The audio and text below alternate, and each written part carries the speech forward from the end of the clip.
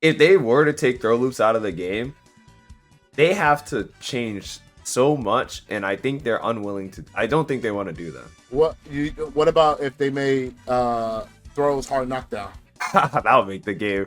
That's gonna turn the game to Street Fighter 4. What is going on, guys? Fighting Game Selectives here. We are back again. We're gonna talk about the meta game right now for Street Fighter 6 with iDom. I mean, I feel like getting from a non-player perspective, specialist, we get to talk about healthiness, you know what I mean? Some healthiness in Street Fighter 6. And I just want to ask you, man, how do you feel about the meta game right now? Is it healthy? I've always thought about this. I feel like there's two sides to this argument. There's a yes and a no. And I'm kind of like on the no kind of side of things, just a bit. But there is a good thing about it too. So the reason why I don't think the meta has been healthy right now is because I do feel like still to this day, even way back when, maybe like 2021, 2022, when the Street Fighter 6 beta kind of first came out, I actually did a video about this on my YouTube channel, funny enough.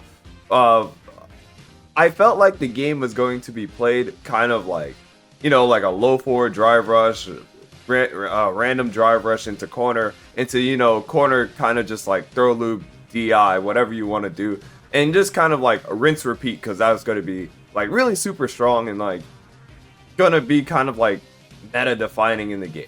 Fast forward 3 years later, we're still kind of doing that. That's kind of what all the good characters in the game are kind of doing, and this is just kind of like been the way to play the game for like the past 3 years. Yeah, and I feel like it became more dominant like that now that throw loops got figured out. Yeah, I will burn myself out to throw loop. Yeah, it's a weird way, because like I do think like throw loops are not good, because like this is kind of like the double-edged sword. I don't think throw loops are good, because like I do think like I can teach my like an 8-year-old how to throw loop somebody. Like throw loops aren't that complicated. It's like, okay, I'm gonna walk up, I'm going to, if you think they're not gonna tech, you throw again. If you think they're going to tech, you walk back a bit, bait the shimmy, and then you take like what, 4 or 5k. Then you do your normal, standard V&B. If they jump you anti-air, they're in the same situation. It's kind of like it's like a flow chart in a sense that like it really is. It's just a really good flow chart to kind of like keep your opponent guessing. I don't think low forward drive rush should jail off any jabs or any shorts. So if I do like low forward drive rush and I match jab to like jail you, that shouldn't work. The only way for that should work is that if you do drive rush button into drive rush jab, because now you're adding the frame data of the plus frames that you had from the drive rush button into the drive rush cancel.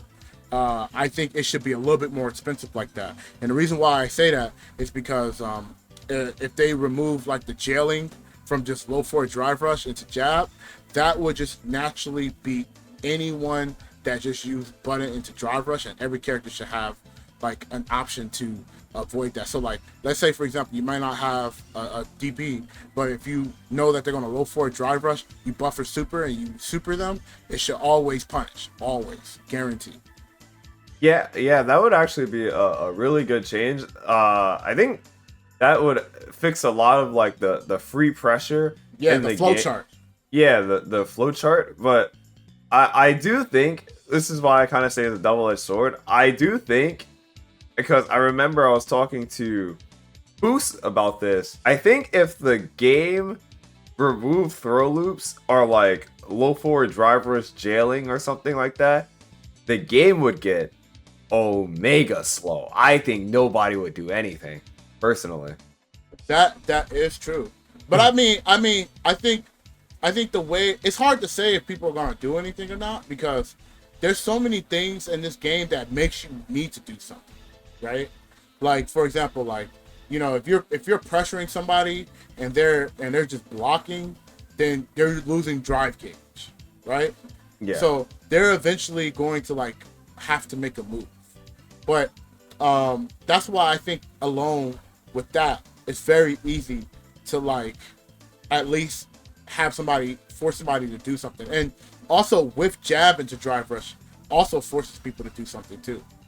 Because you can whiff jab randomly and then drive rush and then try to try to force pressure and things Yeah. like that. I mean, stuff like that would be really good. I mean, I know charge characters would get a natural buff with that, but if that's gonna slow the game too slow to it's boring to watch, then they just need to remove throw loop. Yeah, well, yeah, that's kind of like the main thing. I feel like it's the easy change to actually just remove throw loop. I feel like removing throw loops would actually make the game way more healthy and way less flowchart. I feel like, which is kind of a bad thing. I feel like the flowchart of this game is kind of like insanely easy to kind of pull off. But like that's kind of the other thing too. I definitely think the flowchart is good because I think this game's flowchart is so simple that it can get more people into playing the game and have a better understanding of the game. Because I think this game is to a point where, like, if you understand the drive system really well, you know how to play the game. It's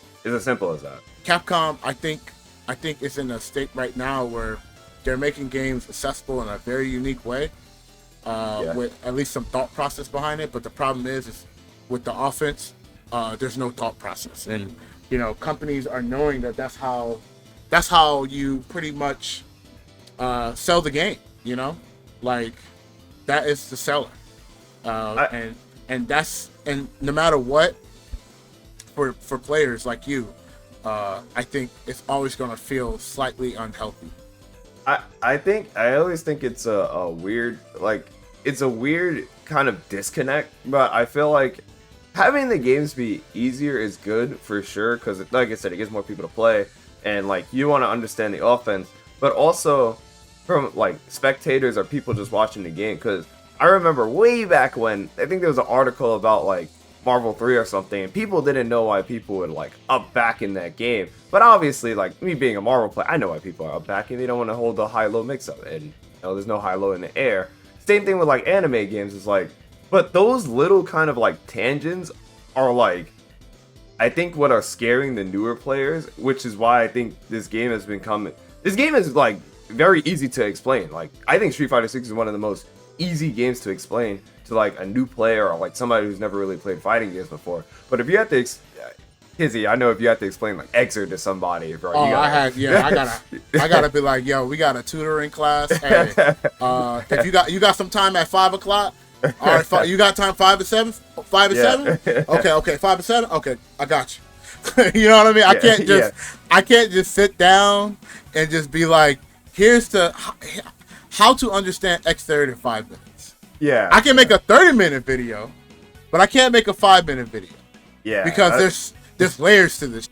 You know what I mean? So, like, majority of players getting in would like to learn things in 5 minutes. But here's the double-edged sword with that. Because I feel like those people, once they understand, I feel like they are looking for something to learn something for 30 minutes. Yeah, they want to go to the next step. The next step. Yeah. But the problem is the game doesn't give you the next step.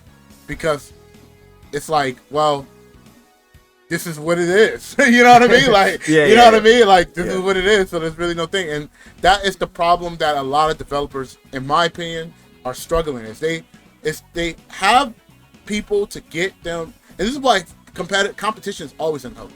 Is that they always have the right people to get them to play, and they get them to play, and they're like, it's simple.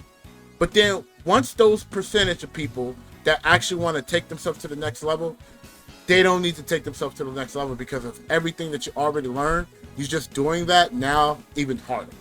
The new play, the casual is kind of like, obviously the selling point. Like, you're trying to sell your game at the end of the day, but like you need them to play.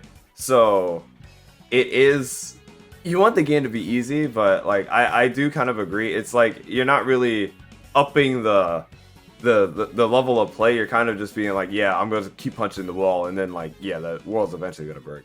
Yeah, and like and short term is great, right? But like, think of the long-term damage that your hands are going to have. If I ask somebody who first started Street Fighter 6, yo, Street Fighter 6 is a great game, they're going to be like, oh man, it's great. I'm having a great time. It's fun. It's amazing. Like, they're going to say everything positive about it because that's all they know. You know, that's all they know. They don't know. Go ahead. That's such a huge thing in fighting games, because like I've met people who started on like DNF, But like it's such a weird thing, and it's always funny to hear like everyone's gonna have different like perspectives and opinions. Because like I said, when I got started, like I was obviously I played like Street Fighter 4, but like Street Fighter 4 wasn't the game that got me into fighting games. It was like Marvel 3, and then like now I look at everything from like Marvel 3 tinted glasses. I'm like, oh, this is why this is like that, and then like, oh yeah, all this makes sense. Not the tinted glass, the Dormammu tint. Yeah, You know. yeah. But yeah, that every time I get like a new game, I'm looking at it from like a Marvel player's kind of standpoint, unless like a Street Fighter player's kind of standpoint. But yeah, it's funny because like it is like that with every game, and no matter who you talk to, is always going to be what was your kind of game that got you into the FGC kind of thing. It's interesting because balance wise, it may not feel as healthy just because of how the game is just like progressing into like a one-dimensional way of forcing the throw, which in my opinion, that's pretty much what everybody's doing, is forcing the throw, right? But in terms of like healthiness for like to get people in, it's like perfect. Yeah, it's so good to like get new players in to like play the game because yeah, I think it's really easy and like it's very simple to understand. And while I also think this in a way it's healthy for character balance. We just saw like Kusanagi won UFA with Ryu, and like everyone's like, oh, Ryu sucks, and I'm like, yeah, Ryu's not the best, but like at the same time it is, girl, if Ryu's looping you in the corner, right, you can get got. It's as simple as that. So I also do think it helps balance wise as well. I think it makes the games easier to balance, and you can see more characters in tournaments because every character kind of had the same game plan. Yeah, there's a fighting game out right now that has, I think the game Grand Blue has 10 frames of throw protection on Wake Up, or 8 frames. And how do you feel about having throw protection in Street Fighter 6? I think it will be good. I think somebody told me that was in Third Strike as well, but I think it'll be great. But I think it'll be, I think if they were to take throw loops out of the game, they have to change so much, and I think they're unwilling to. I don't think they want to do that. What about if they made throws hard knockdown? That would make the game. That's gonna turn the game to Street Fighter 4. Yeah, but with parry in the game, it wouldn't be as bad, right? Because you don't have to guess left, right. Oh yeah, I guess actually, yes. Oh, that actually does make more sense. Yeah, so maybe and then with the throw protection, you get safe jump, but you can't do like empty jump throw. But you get like a high low, and you get like to read the parry, and you get like a delayed throw. But the thing is about it is like even if they safe jump your perfect parry, it's not like you're in punish state. Yeah, you're not gonna get punished. Yeah. Yeah, so it's still like a mini game. It may not be like a mini game that we like, but it's better to get throw loop 5 times in a row, and like you take all this amount of damage, and then you try to like defend yourself, and you lose 80% afterwards. I think Street Fighter 6 still, like, I think it's the best modern game as a product right now, and I think it does help a lot with like getting players into the game, people having fun with the game, yada yada yada.